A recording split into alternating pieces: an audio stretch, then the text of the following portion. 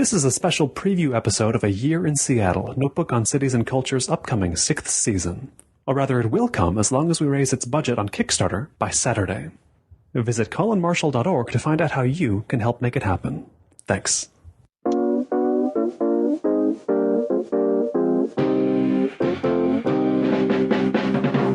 Way back at the beginning of Hate, the alternative comic series, it's still very well known in that world, and which you wrote, which you drew.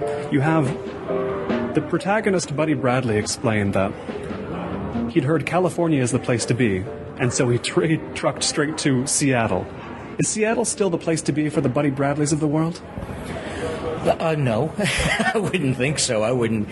If I was in a character like that, Buddy Bradley's shoes, a 22-year-old without a job waiting for him or her, I wouldn't come to Seattle.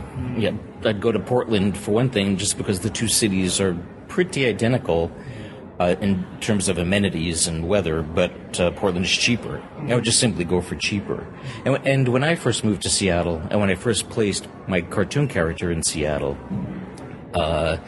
it wasn't Seattle yet. That whole Gen X grunge business hadn't quite hit yet. It was just another city. But it was a nice city, a nice, comfortable city. It actually was shockingly cheap when I first moved here. You can get a one-bedroom apartment for $200 a month. So for that reason, it was a very safe, casual, easy place to proceed to invent yourself, be yourself and invent yourself. It's gone the way of San Francisco now, and it has been for quite a while. It's slowly becoming a playground for rich people, people with really good paying jobs. And it is in this more expensive Seattle we sit, one of the more expensive parts of it as well, downtown Seattle, on Notebook on Cities and Culture. I'm Colin Marshall, speaking today with a fellow you might have heard on 2 previous interviews on this show's predecessor, The Marketplace of Ideas. He's the comic artist Peter Bagge, responsible for not just Hate, but more recent works like graphic novels including Reset, Other Lives, the series Apocalypse Nerd, most recently, Woman Rebel, the Margaret Sanger Story. But not to leave the subject so quickly, in Hate, you have this pre-Seattle Seattle. You also, that series is also divided, it's divided between Seattle and New Jersey.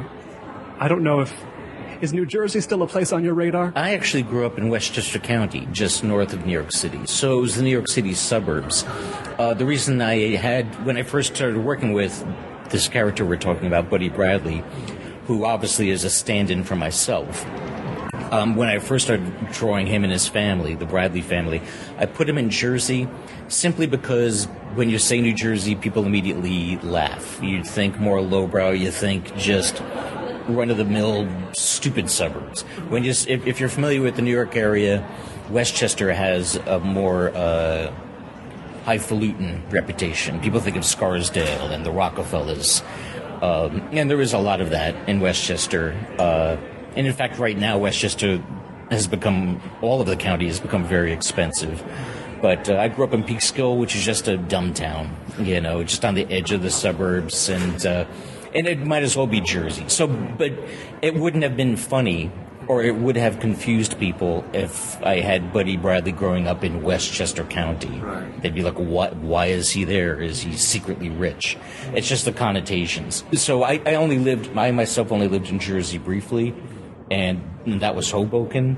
But it really made no difference. The suburbs of New Jersey, most of it looked and felt like Peekskill. Mm-hmm. Thinking about Hate and about more recent work you've done, say, with American history, or thinking about the comics of reportage you might say you've done for the magazine Reason, there seems to be an ever-increasing importance of place in your work. There's not a lot of... You have to go back pretty far in your portfolio before you get to comics that take place in nowhere. You know what I mean? Yes. Establishing a sense of place is part and parcel with doing a longer story. In my very early work, I rarely did anything that was more than 4 pages long. So there was no time or reason to put the characters in a certain place in a certain era. But once I began doing work that was more involved, I just felt it was necessary. And I could have always kept it in anywhere USA, or like The Simpsons make it Springfield. Right. But of course, with The Simpsons, that's the point. They do want it to make it like just this generic suburban community. Right. Suburban America, yes, platonically idealized almost. Yes, and that literally could be anywhere in the country, anywhere in North America. But I chose deliberately to put my characters, and specifically Buddy Bradley, in a certain place. Like when I decided, I was living in Seattle for 5 or 6 years when I decided I'm going to age this Buddy Bradley character a bit, going to have him move out on his own.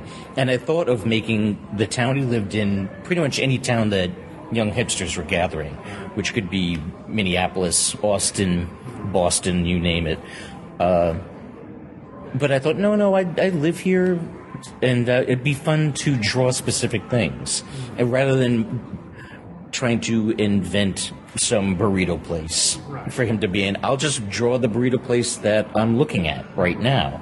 Or if he's on an intersection, I'll just name 2 streets that I cross. So it's both harder. It's harder yet easier to do that. People who lived in Seattle or were familiar with Seattle, they even over time they correctly sussed exactly what neighborhood in Seattle I lived in.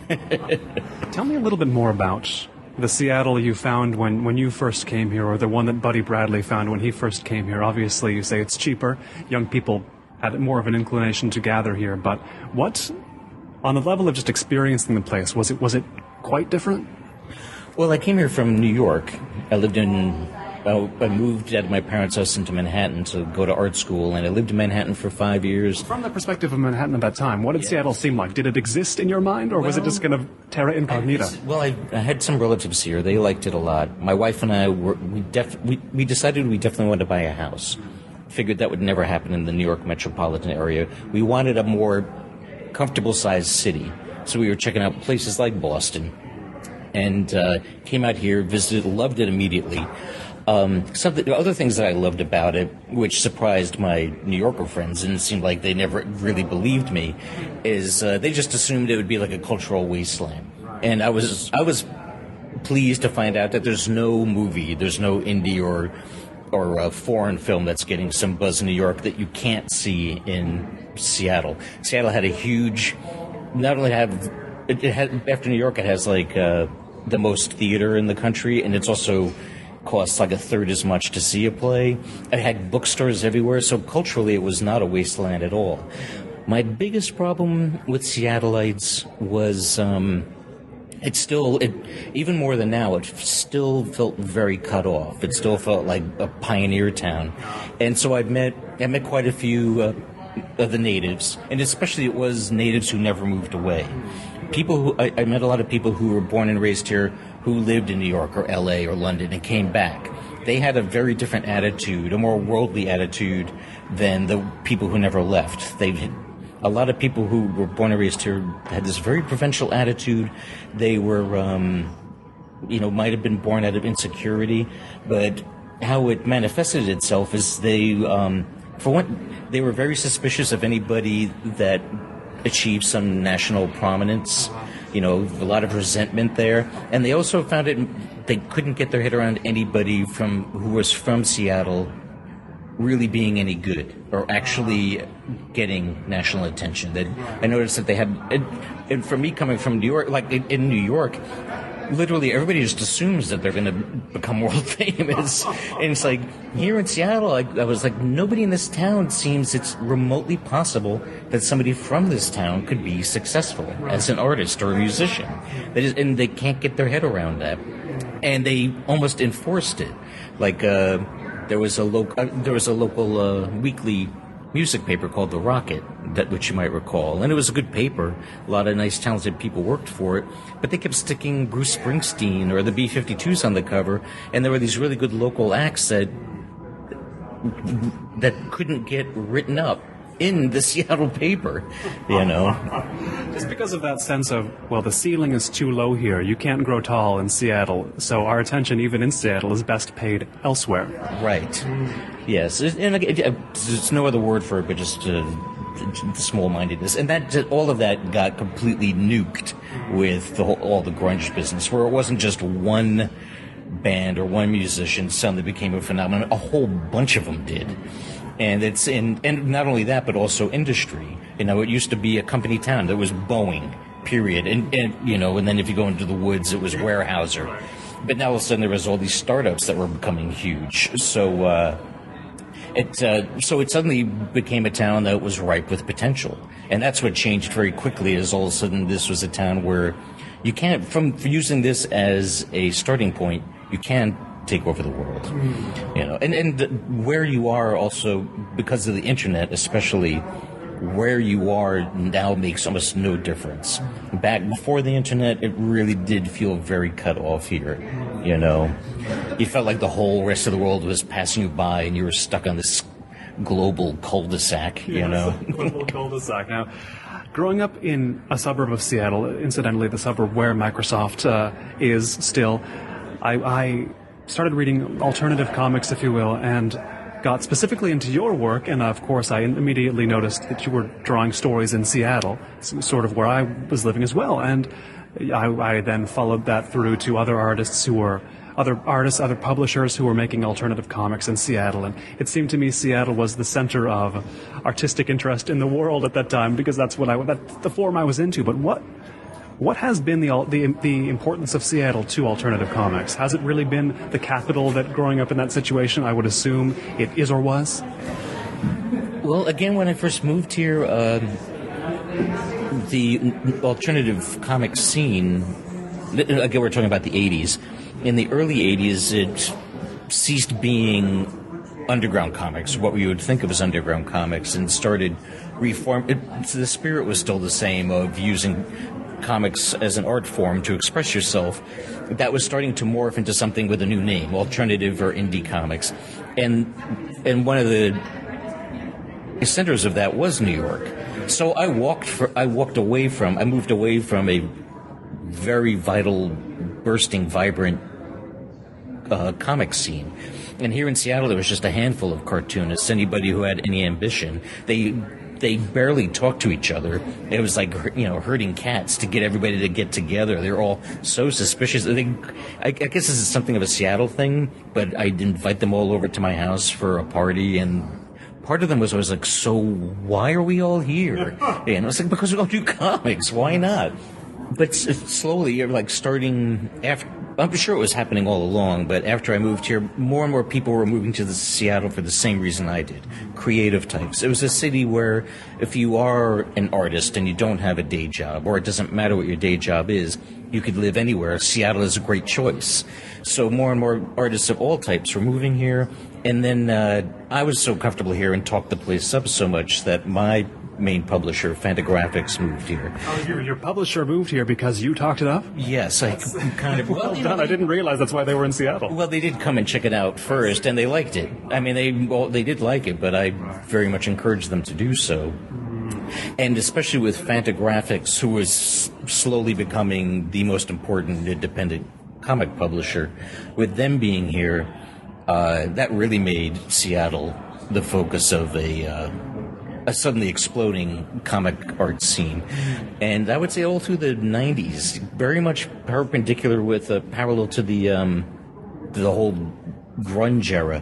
This town was just crawling with cartoonists. But many of them moved away as quickly as they moved here.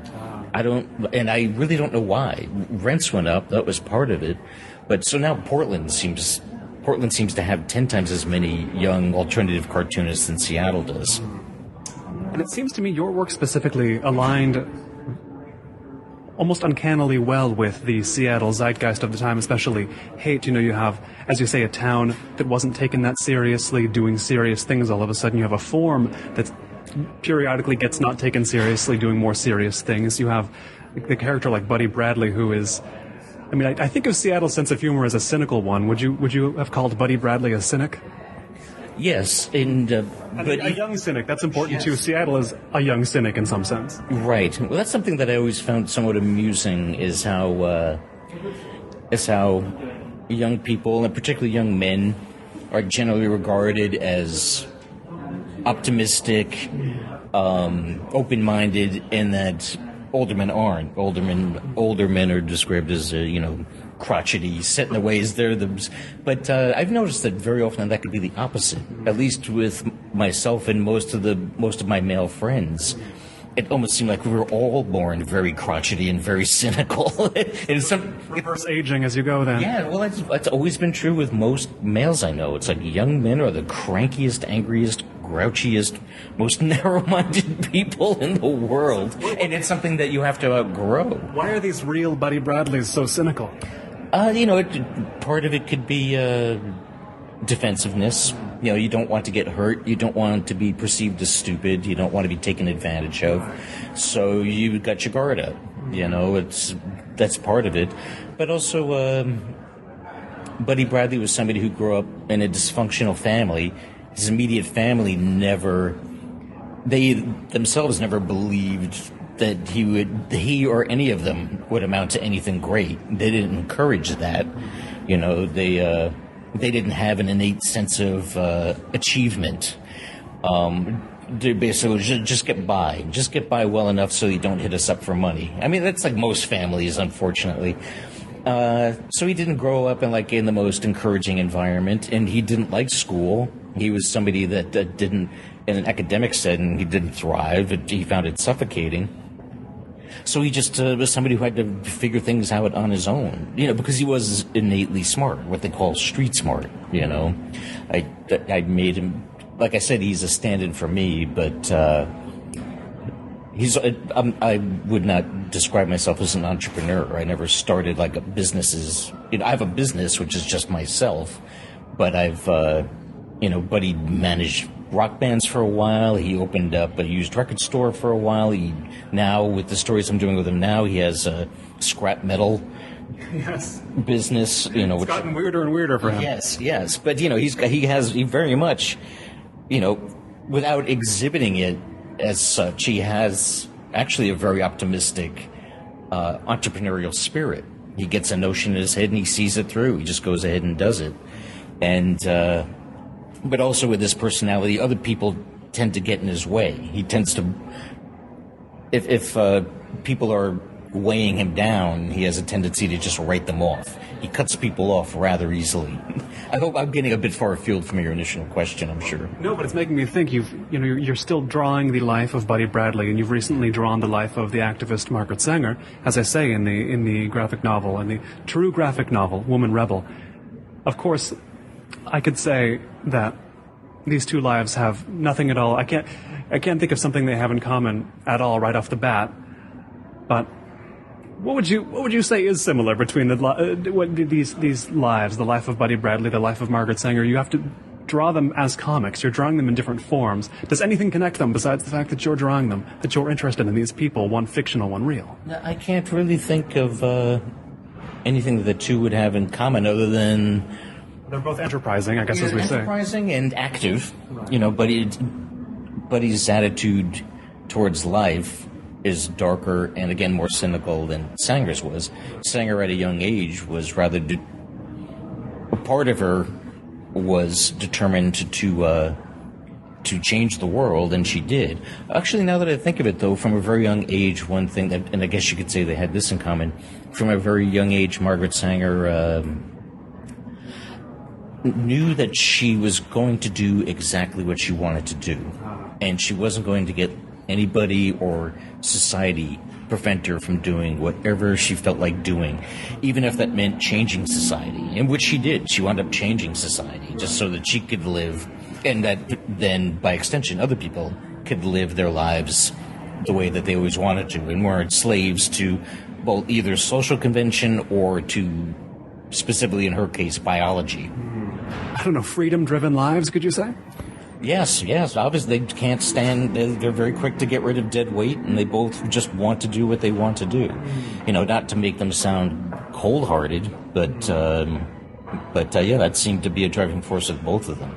But, of course, the huge difference is Sanger thought very big, and had a much more positive attitude and was far more ambitious in countless ways than Buddy was. Sanger is... most of my characters are every man and every woman.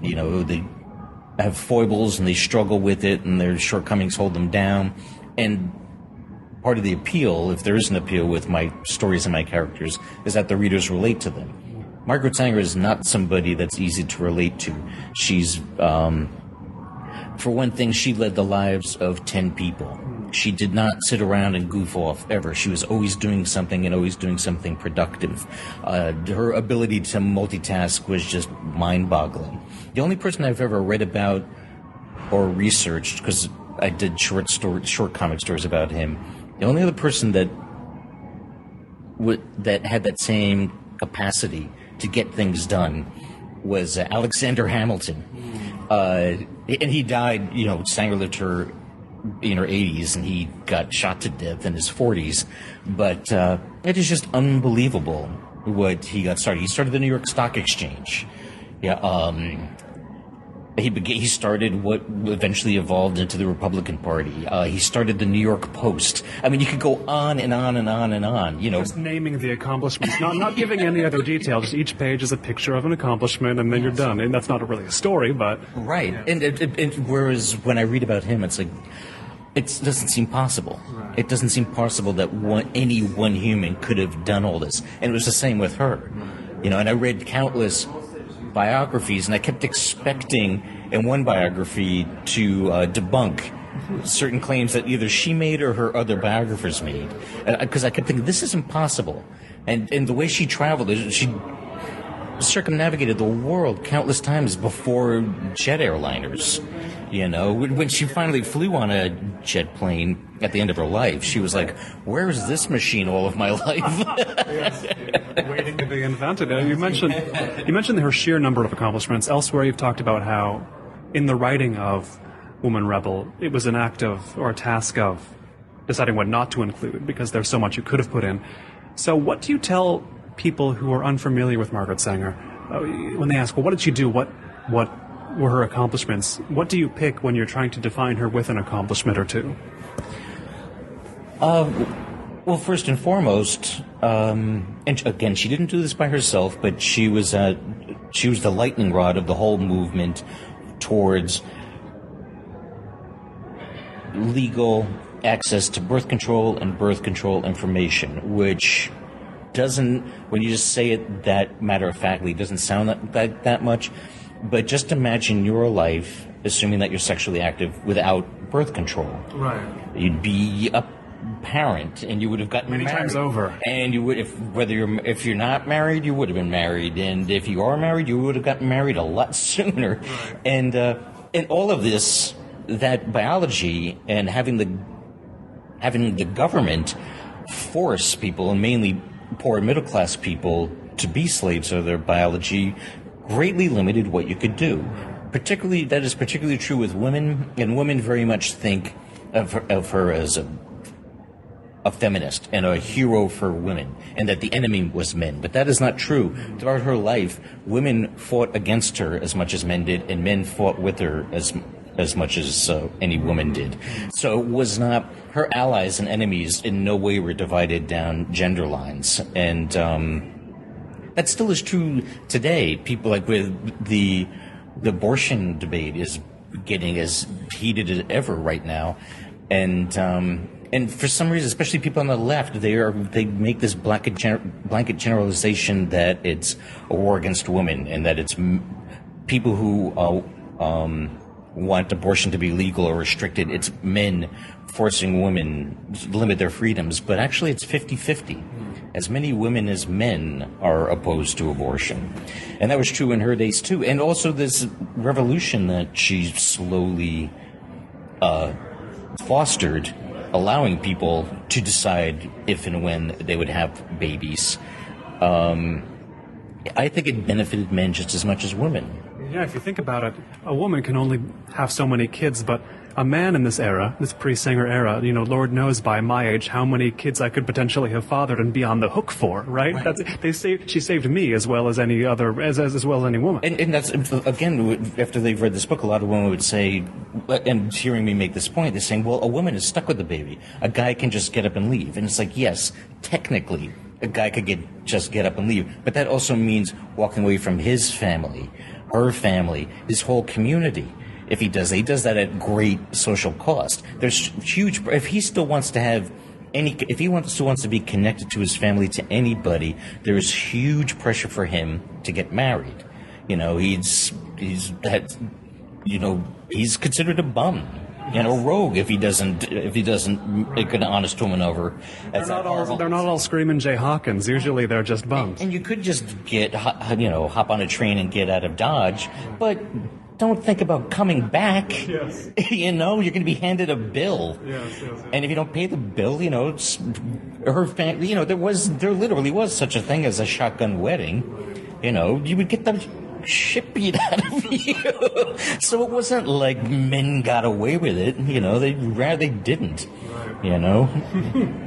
Reading Woman Rebel, I get the sense that her enemies, you could point to.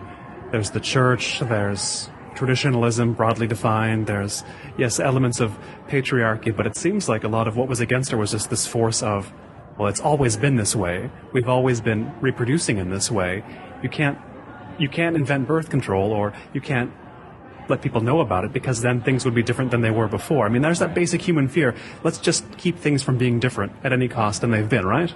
Yes, well, a lot of, even before her time, before she got active, this whole issue of birth control was becoming a bigger one all the time, simply because all of Western civilization had switched from an agrarian culture to an industrial one.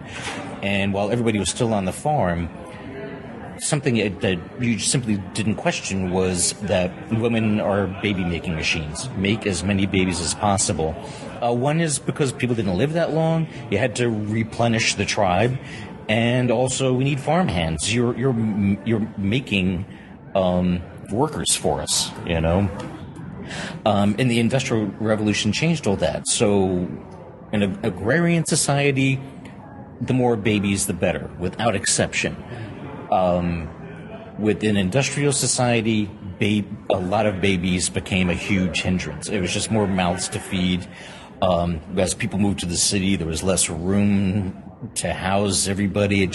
So all of a sudden, people had this huge immediate need to have less babies. This is a fact that I still remember. In the year 1800, the average woman in America had 8.3 live births.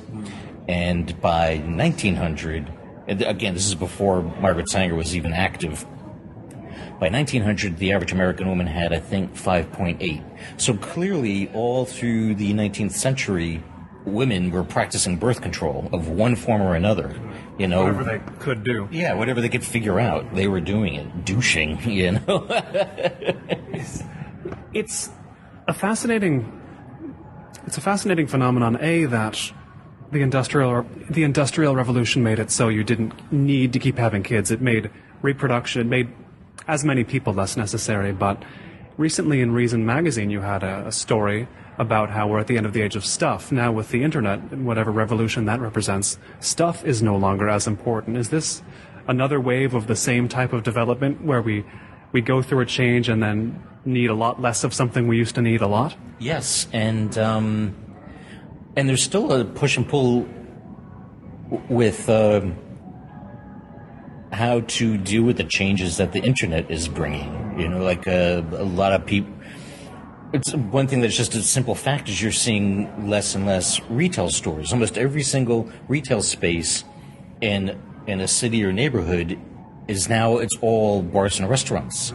If you're selling clothes, if you're selling shoes, you name it, selling vacuum cleaners, you just can't make the rent. People are ordering all that stuff on Amazon. So coincidentally, headquartered here in Seattle, Washington. Exactly. And they deliver you your groceries, as you've mentioned the use of, and you're not the only one. I've heard friends here all say, yeah, Amazon Fresh, that's the way to go, or that's the only reasonable way to go now. Yeah, it's fantastic, and you save so much time. You don't have to drive to the grocery store and spend time at the grocery store. You just literally do your food shopping in your pajamas. And it's great. Price-wise, it's pretty much the same, and you could get anything. So my wife in particular, she's ordering more and more stuff on Amazon all the time, things because they literally sell everything now. these pants I'm wearing, she got, and they fit perfectly. Go figure. I didn't even have to try them on. And yet you can't help but feel nostalgic when you walk down the street and you see the ramifications of that. You know, what happened to that boutique that was there? What happened to the record store? What happened to, especially bookstores and record stores? Frequently, when I go to book conventions and comic conventions, people will.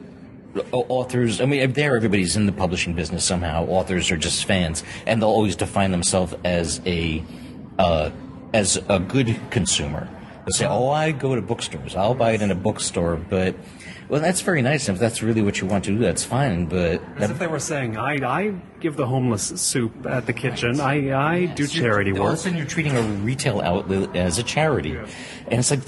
But I'm thinking that bookstore is going to go out of business anyway, and well, what a lot of them are doing. It seems like almost every sizable city or in every college town, it seems like there's going to wind up being one bookstore. And what those bookstores do to stay in business is have activities, lots of readings. A lot of bookstores I've been to, they have a reading or some kind of event, signing every single evening, and have workshops. But that's all. What they're trying to do is just simply get people to go there to do stuff. It's become an activity, just like the only businesses you still see at the retail level are bars and restaurants, because you're seeing people. It's social. So they're making it. It's not just I go there to buy a book and then leave. You're going there to hang out, to do things, and then hopefully buy books. It speaks to the way that human desires seem to have not polarized, but now they're at both ends of the spectrum. Now, you say this about comic conventions. In the story you did for Reason, now conventions are more popular because fans crave that sort of non-internet experience. You still want to get out of the house, yeah. Right, exactly. You want, it's like, give us everything that we want, everything possible on the internet first, and then give us the exact opposite of the internet. Like, we want those two poles now. In between, it's shopping for a DVD player at a store, no thank you. We want buying everything on the net, and then what we can't get physically embodied, let's have experiences. That seems to be the way, right? Right. Well, especially like record stores and bookstores, and to a lesser extent, comic shops. So the comic shops still seem to be hanging in there. They're a culture inside them you can't get anywhere else. Yes, exactly. That you would go there and still you would hang out and talk to people, talk to the clerk about what's good, what's bad, get into debates. And now you do that at a comic convention, and at a comic convention, that's also for the attendees, not for the participants, but for the attendees. That's the point. It's like this is a whole weekend or a whole 4 days of arguing and debating with people about, who's better, Superman or Batman, right. And the Hulk outrun the Flash and so on. It's none of your favorite debates about comics, as I understand it, but they happen. And it's also where you could totally, like that old expression, let your freak flag fly. It's because you could, if you're a nerd, you don't have to be self-conscious about being a nerd. You could be, you turn into an uber nerd because everybody around you is a total nerd, and you put on your ridiculous costumes. You're a 400-pound guy, but you always want to dress up as Hercules. Go ahead. Nobody's going to say anything. Nobody cares. Yeah, not there. Yeah. You cited earlier a pretty well-discussed idea, and widely accepted. It has been now and again accepted that because of the internet, it doesn't matter where we live. We can live anywhere. We could live in a cabin on top of a hill in Montana, or we can live in Manhattan. It's the same thing. And the internet seems to have achieved that to an extent, but then also, because of the whole way we value experiences more and more, part of me also believes simultaneously that it's more important than ever to be in a city. Do you know what I mean? Like, you have to, now you don't need to live in an experience-dense place, but you also kind of need to, psychologically. Well, for one thing, there's fewer and fewer jobs that require you to be in the country or in a small town. I frequently wonder why any small town still exists, Fewer and fewer people work in agriculture and even in industries like drilling for oil, you name it. They still need fewer and fewer people. They don't need people to inspect pipelines anymore because they're inspected by drones. It's cheaper and easier. So it's like, why is anybody still out there? is it that, of course, there are still farms, but like I said, you need fewer and fewer people to farm the land. The 12 people who need to be employed there can be out there sometimes. Right. And then, and also more and more people, they do want variety. They don't, even though you hear a lot of noise, especially in the political world, about people who talk about God and country and family, keep the nuclear family. People who talk that talk and either live it or pretend to live it, there are fewer and fewer. More and more people are realizing, just like Margaret Sanger realized 100 years ago, I could really do whatever I want, and if I do just want that significant other, if I find Mr. or Mrs. Right, we can get married or not. Nobody cares if you get married anymore. Why does that become a thing? It's a contract. It might make sense business-wise for us to get married, but it might not.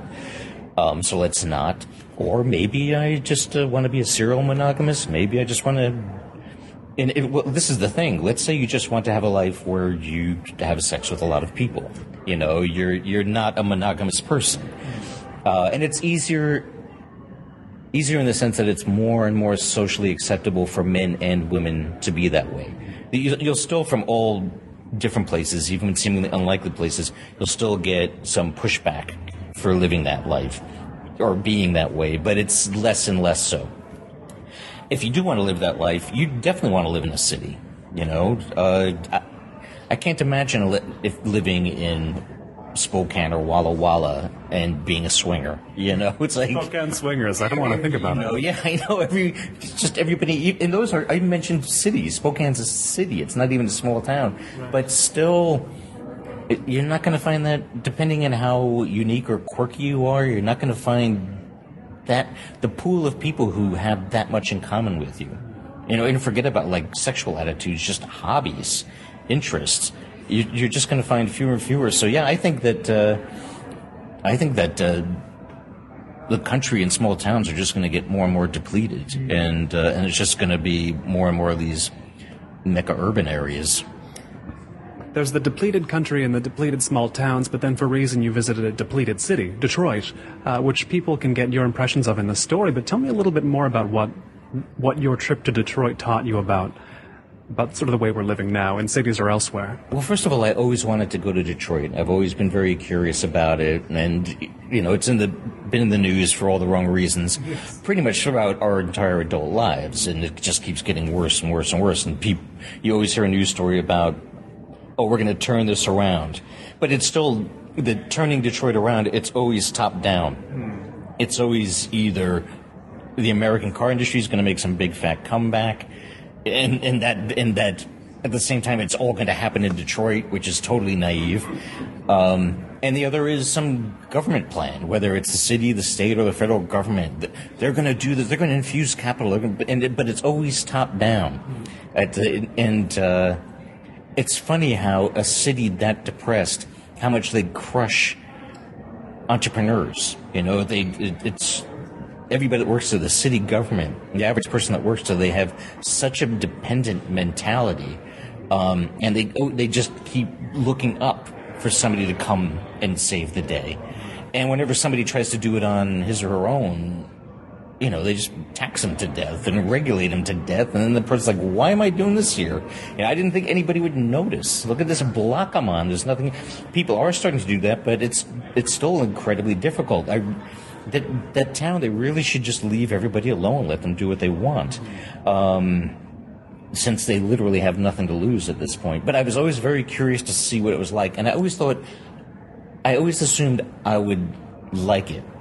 Like the city had become so degraded, and that it would have this sense of anything's possible. Comes around the other side. Yes, and I thought for sure it would have reached the point, and I thought I would have gotten a sense of that, and I got the opposite. It was the most soul-crushing place I've ever been in. The weight just descends on you as soon as you get in there. These buildings, like these famous buildings, like the Packard plant, and these beautiful old opera houses, and this gigantic, big old, all of them at one time, formerly gorgeous train station, which have just been, they're still there, they're still standing barely, but just crumbling. I mean, Detroit used to be per capita the richest city in the country not that long ago, and it showed. You know, people invested a lot of money in these opera houses and these train stations and these car factories, and so these hulks are still there. But there's and you look at it and you can't help but think, like, human beings still live here, and how did they let this happen? How did they? And why is it still happening? Why is this formerly stunning opera house or train station, why is it, are all these people walking around, why are they letting it crumble like this? And how is it that why don't they sell it to somebody for $1 who could come in there and fix it up? It wouldn't be that difficult to bring it to its former glory. You know, it really is like looking at the Roman Colosseum at a point where you still could have saved it and do nothing. It's so strange that they're just letting it crumble there. And it has to do with this mentality there that, to me, I cannot get my head around. I can't begin to relate to it, how that's possible, how the whoever runs that city. But, of course, the people who run the city were elected by the people who live there. I don't know how they can stand it, you know, or why they don't just let somebody take the thing for free and do something with it. I mean, why not? They prevent it. Right. They always... They've always been doing things this way. Why change it now? There's there's this 10 city block core where they pack in all the tourists. That's where all the stadiums are. You know, what few headquarters are still in Detroit, Ford and GM. You know, restaurants, and they just within this hub that's surrounded by a highway. That's where tourists are relatively safe, and that's where you feel like you're in a city. But as soon as you go on the other side of the highway, because there's a four-way highway connector, as soon as you're on the other side, all of a sudden, depending on what direction you go in, there's suddenly nothing. And I kept thinking, this is prime real estate. It's like right there is a 50-story building which headquarters GM or Ford, and thousands of people work there. And right over there is an entirely empty city block. It's hard to even envision that. Right. Why doesn't somebody build a really nice condo or townhouses? You could build single-family homes, and people who work at Ford can walk 5 minutes to their standalone house. Yes. And I asked a friend of mine who was born and raised there, like, why on earth do they not allow that to happen? He says they're always waiting for a better deal. Like somebody would float the idea of a casino, you know, or somebody, you know, who knows, GE, some huge corporation say, we're considering having a new headquarters there, and that gets the town fathers drooling because of kickbacks. They personally will see more money in their pocket if they allow crap like that to happen. Big stuff. And then the people who floated this idea, they get cold feet, or they let us think about it. And the people who are in the city let them keep thinking about it. They let them hold off. So meanwhile, you've got weeds growing. Meanwhile, there's nothing. You know, and decades go by, and they're still praying that casino will be built or that new corporate headquarters will be built. You know, and meanwhile, there's nothing there. You mentioned the government there looking for the way to line their pockets, and I think essentially everyone acknowledges that's been one of the main stresses of Detroit, is the just thorough corruption of that city. Right. And, you know, you're writing this story for Reason, a libertarian magazine, and exposing government corruption is going to be, I think, music to the ears of a Reason reader. Is there a sense in which you want to find how to put it, a libertarian diagnosis for the problems? It seems like the libertarian diagnosis is correct, but do you know what I mean? When you're looking at what's gone wrong in a place, is there a sense you want to say, well, how would a libertarian frame this? Because I share views with them, and I'm doing this for a libertarian magazine. There's many problems in Detroit, but right. Is there a sense of you want to focus on the ones where the government has mishandled? Well, I already said it. I was talking about it before. It's just like those empty lots, let somebody do whatever the hell they want with it. You know, not, nothing blatantly illegal. Don't have pit bull fights. Right. But don't presume that they're going to be doing something wrong right away that you feel like you have to snuff it out. Why don't you wait until they create a problem before you address it or talk about it? They want to control it. They want a piece of the action, like, almost immediately. It's like, just let people do whatever the hell they want with that plot of land. Sell it to them, or let them work it for free, and also like since Detroit has an incredibly insane tax rate, their property taxes are insane. So a plot of land is almost worthless. So Detroit could give you the land for free, but you still would have to pay a lot in taxes, as much in property taxes as if you were in Chicago or Minneapolis, which is totally insane. So it's a clear-cut case of a government getting in the way in Detroit. There's no more perfect place. Just get way out of the way. And again, I don't mean by getting out of the way, I don't mean that means just allow people to murder each other. It's like, there still are things that should be against the law, but just let entrepreneurs flourish. And they want to. People always want to and they try to, but they always get whatever enthusiasm they have just gets completely sucked out of them, It's a case where, a lot of things have gone, to put it mildly, a lot of things have gone wrong in Detroit because of that. But, in Seattle is obviously a much more functional city than Detroit, but it often gets written about as a city that's sort of politically silly in some sense. Is that a view you share? Yeah, politically silly. Well, it like San Francisco, and this is getting to be more and more the case all the time. It's progressivism run amok. How do you know things have gone too far? To you, what do you look and see? What do you see happen in Seattle and think, that was probably, this is maybe a little much? Well, it goes too far when when somebody floats an idea that sounds wonderful, it's something that the government will pay for, or it'll be a public-private partnership, which is another word for a boondoggle. But it's like somebody floats an idea, it sounds good, it sounds pretty, it appeals to, socially left, progressive type people, which Seattle is definitely full of, but they don't think about the unintended consequences. They don't think about the real costs of it. It always winds up, these high and mighty ideals, they always cost, it used to be they'd cost twice as much, now they cost 4 times as much as what they're originally sold as costing. And also so then you wind up with, again, a boondoggle.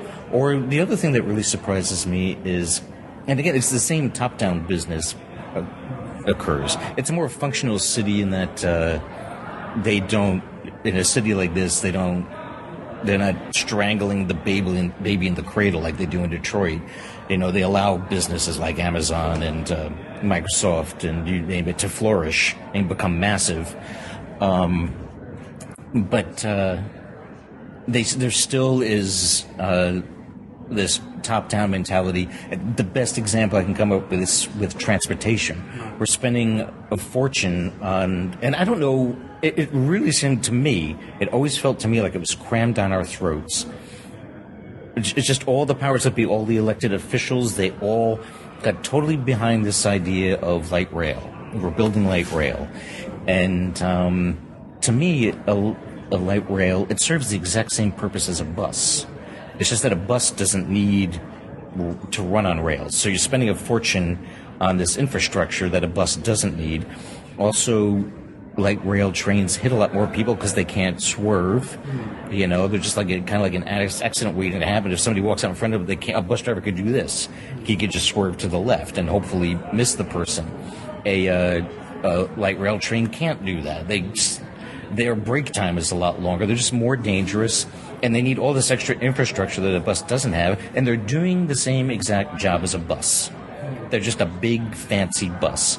People always said, why did cities, especially here on the West Coast, why did they, L.A., San Francisco, Seattle, why did, in the 30s, did we get rid of all these trolley cars, the precursor to light rail?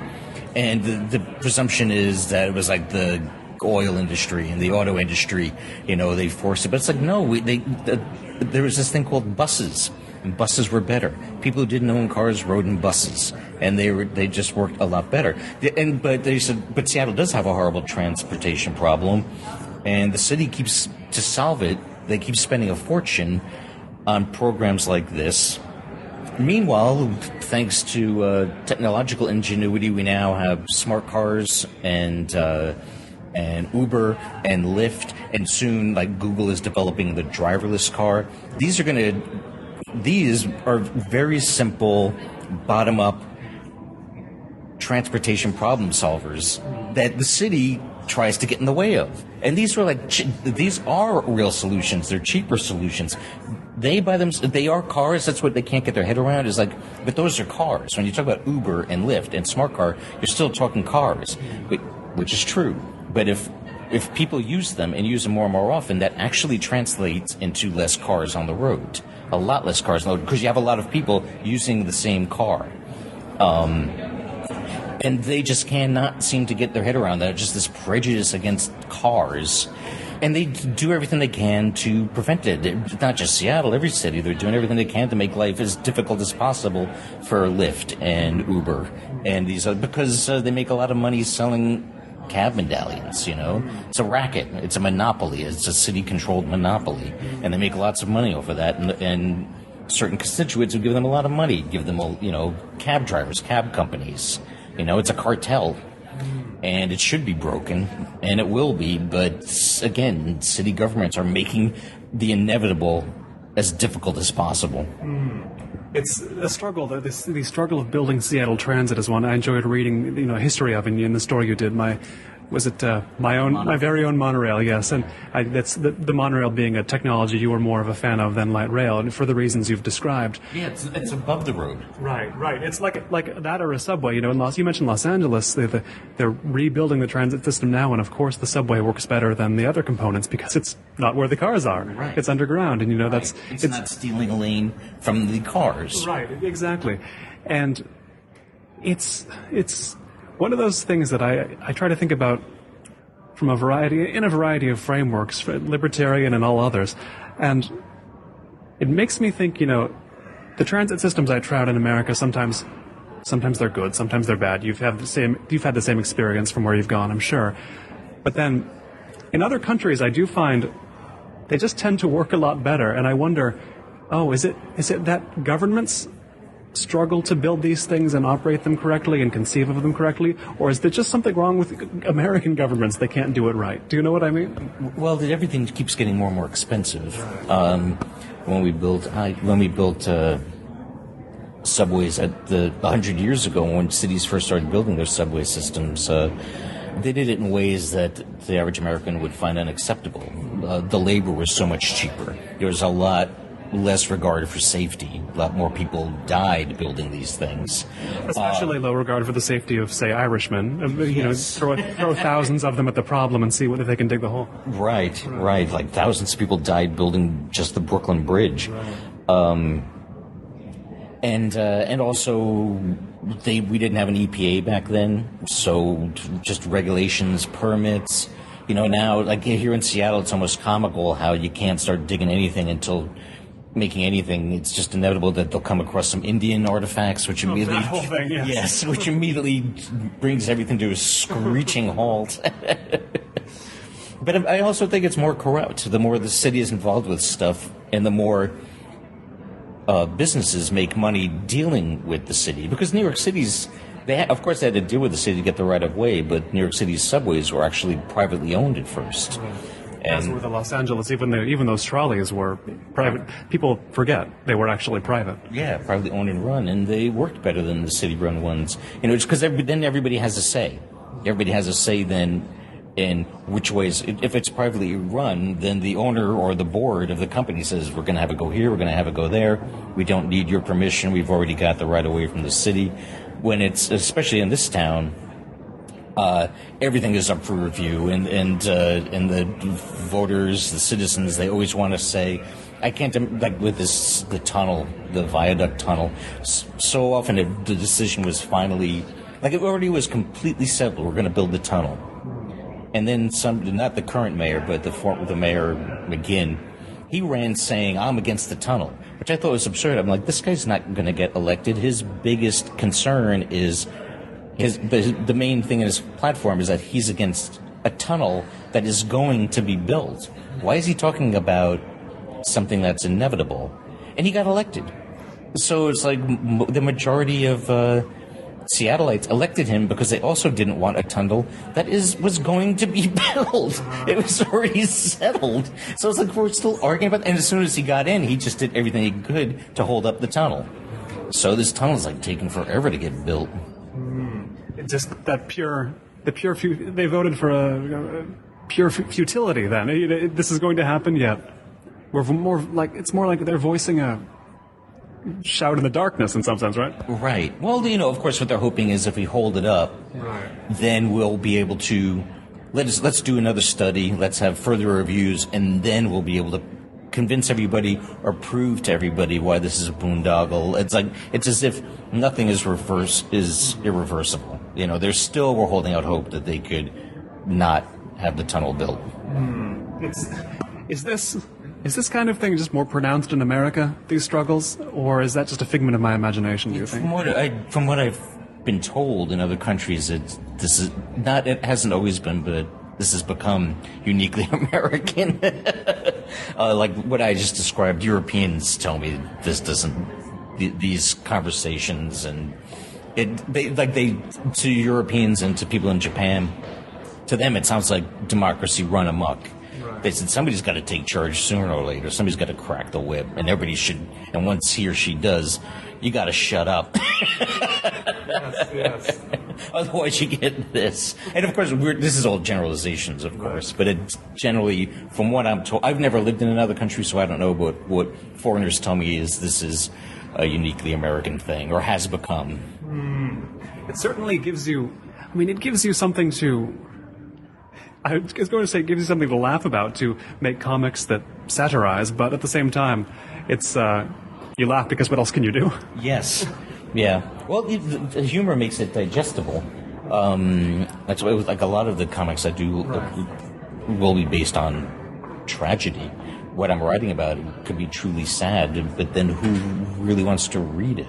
It's like you have to tell it with some humor, you know what I mean? Especially it comes through in the life of Margaret Sanger, where there is a lot of tragedy in it. It's a part of history that maybe someone wouldn't feel immediately connected to, but it's there it is on the page. Yeah, well, she herself had a sense of humor, and she actually wouldn't call her cynical, but she did have a sarcastic sense of humor. Again, tied with Buddy Bradley together, these two seem more and more similar the more we talk. Right, and as I kept saying, like an introduction of the Sanger book, when I wrote about her, I could not believe how wrought with irony her life was. It was an irony parade, and the ironies of her life were not lost on her. She was very aware of irony and had an ironic sense of humor, and she had to have. Was there an irony that pulled you in to start writing about her, that made you really jump into this? Some specific irony or two? Well, just one of the many things is how the many things that she's criticized for, that people hate her for, depending on where you're coming from, how often they're the exact opposite of the truth. Like, first and foremost is that she was a racist and an anti-Semite, and especially for somebody from that era, she was like the least racist and the least bigoted person you could come across from the era that she was living in. The other one, too, is people from the right also, since she founded Planned Parenthood, they've very much associated her with abortion. And throughout her life, she was against abortion. And that is something that people on the left and right, or either side of that particular debate, not only can they not get their head around it, but I find a lot of them refuse to get their head around it. Or what people will always say to me, if they're pro-choice, is they'd say to me, but if she was alive now, she would definitely be pro-choice. And I was like, I don't know. They go, she had to. She would have. Speculation. And I'm like, I don't know. And they said, well, why would you think she wouldn't be? And I said, because she always described it as killing. You know, she thought it was immoral. So why would I just assume that if she was alive now, she wouldn't feel that way, you know? So, birth control and abortion they're not necessarily the same thing. It's if you associate the two, well, I could say that abortion is just an extremely sloppy and expensive form of birth control, right, and one that nobody, only the most cavalier person would be okay with, their preferred method. Indeed. You can read much more, by the way, about Margaret Sanger in Woman Rebel, The Margaret Sanger Story, by Peter Bagge, with whom I've been speaking today, in downtown Seattle. Of course, you can also, if you haven't, I strongly suggest if you haven't read Hate, read All of Hate, read Other Lives, read Reset, Apocalypse Nerd, all his work. I recommend it all. Peter, thanks so much for taking the time today. Sure, thank you very much, Colin. That was fun. This has been Notebook on Cities and Culture. I've been Colin Marshall. You can keep up with the cultural creators, observers of the urban scene, internationalists, and many others on the show at colinmarshall.org. Thanks. This has been a special preview episode of Notebook on Cities and Culture's upcoming 6th season, A Year in Seattle.